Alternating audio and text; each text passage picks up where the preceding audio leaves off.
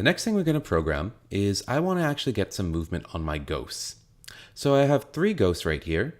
I can go onto each one of them, and I should actually make sure that they're named properly. So if I click on the little eyeball next to it, it should actually have Pacman Green Ghost on it or something along those lines. If you want to name them something special, you absolutely can. I'm going to name them just the colors for what they are. And so now I'm going to go in and I'm going to set the movement up. So I'm going to say where the ghost is traveling to. So at the very beginning, I'm going to tell the ghost to start off exactly in these spots. So I'm going to say that when the space key is pressed, it's going to go to these 3 areas right here for each one of the ghosts. And so I'll just start on my green one here. And I'm going to say that space key, go to that X and Y coordinate. And so that is exactly where the green ghost is right now. If I were to move him anywhere else on the map and press the space key, he goes right back to where he was. Next thing I'm going to do is I'm going to make a bit of a path for him to follow along. So I'm just going to use a glide option here. And so I'm going to say that if I want him to glide up to this spot right here, I'm going to move him to the spot I want him to be. And I'm going to say glide. And I can attach it on here for now. I might have to separate later on. Next, I'm going to just move him into the spots that I want him to go. And so if I want him here, I'm just going to drag him and put the glide in. And I'll do this for all the different spots that I would like him to travel. Glide. Now, one thing that you should note is by default, the glide time is always set to 1 second. And you can change that depending on how fast it's going to be. If he's traveling a small distance, it's going to look really slow. If he's going a very far distance on the maze, it's going to look extremely fast. And I'll show you what that looks like in just a moment. So I'm actually just programming in all of the different movement here, and you can make these as complex or as simple as you want. Once I'm done that, though, you're actually going to get some cool results. So I'm going to have him glide here, and next I want him to glide back to the exact same spot that he started at. So I'm actually going to take the very first one here, and I'm going to duplicate that and throw it at the bottom as well. So now what this is going to look like when I combine everything together is when I press a space key, he goes to there, and he actually just travels around the maze. Note how the speed changes depending on how far he is traveling. And so I have complete control over that. If I want to change the distance, the speed that he's traveling at, I can just move these numbers here. Change them to whatever I'd like. Now, this would get very boring if that's the only spots that he's able to travel. And so if I put this in a forever loop, he's going to travel around the map, but it's going to be very dull. Note how I have the very first go to not in the forever loop.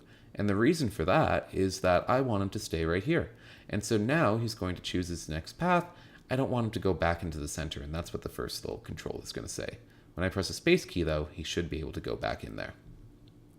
Okay, now the next thing I want to do is I'm going to set it up so that he is going to have multiple paths.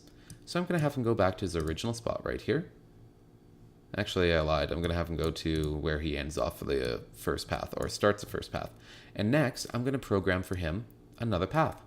So I might have him go here, and I'll go to motion again, and it's the exact same thing as I did before. So glide, and now I'm just going to have him go up again, and I'll choose all the way up to the top this time, and I'll put the glide in. I'll have him go here, and I'll have him glide, and I have him here, and I'll choose a glide.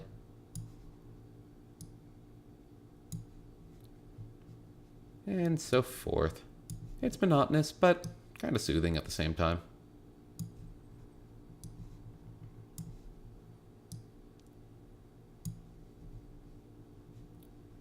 And glide again. Almost done. Just moving him back to the original spot again. Glide. And put him back here. Right back at the beginning, so I can just duplicate my original and put it at the bottom as well. So now I have code that says that he's going to follow this path. So if I were to click on that, it's actually going to do the path that I just programmed for it. And it looks pretty good, actually. The only problem is it's stopping a little bit early.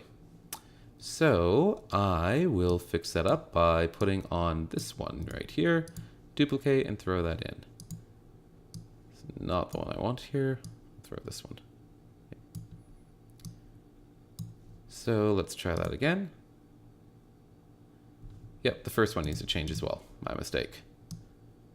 So I'll actually attach this onto here, duplicate, and throw it up to the top. So now if we try this one more time, he's going to start at the, yeah, that's exactly what I want now. So I'll just stop this. And now I want it to go through one of these two paths, but I don't want it to go through one path and then the other path and then the other path and just keep rotating through these two paths. Instead, I want to choose a random path it's going to do. So that way I could even have 50 paths that I program for, and it's going to choose a random one each time. So the way I'm going to do that is I'm going to go to data, make a variable, and I'm going to call this one green path. You can choose what name you'd like, and I'm going to make it for all sprites. It's a very good idea for most of your variables to be for all sprites. And so now I have these options over here, and I'm going to say that when we start the game, we're going to set green path to a random number. So I'm going to go to operators and choose pick random. And this should be 1, 2, however many paths I have. So right now I only have 2 paths, so this would be 1 to 2. If I had 7 paths, it would be 1 to 7, and so forth. So I'll throw this back up onto there as well. And I'm going to say that if green path is equal to 1, it will do this path, whatever is inside that one. And if green path is equal to 2, then it will do whatever is inside that path. And so now it just has to be whatever one it's randomly picked. And so I'll make this just a little bit bigger so that we can see what it looks like. So I'll go to large readout. And so now when I press the space key, it's chosen 2. So it's going to be doing the bottom path. Once it completes that path, it's going to pick the random variable again, if I have that in the right spot, which I do not right now. So let's just fix that very quickly. There we go. So now when it finishes the path, it's actually going to go around and it's going to pick a new variable. Sometimes it'll be 1, sometimes it'll be 2. So it chose 1 this time, and it's going to go back to the original spot once it finishes going through the path. And it's going to repick the variable again. This one's 2, so it's going to go the other side.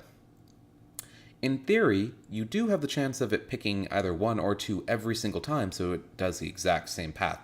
But it's all based on probability, so you don't know which way it's going to go, and that's exactly what I want my ghost to do.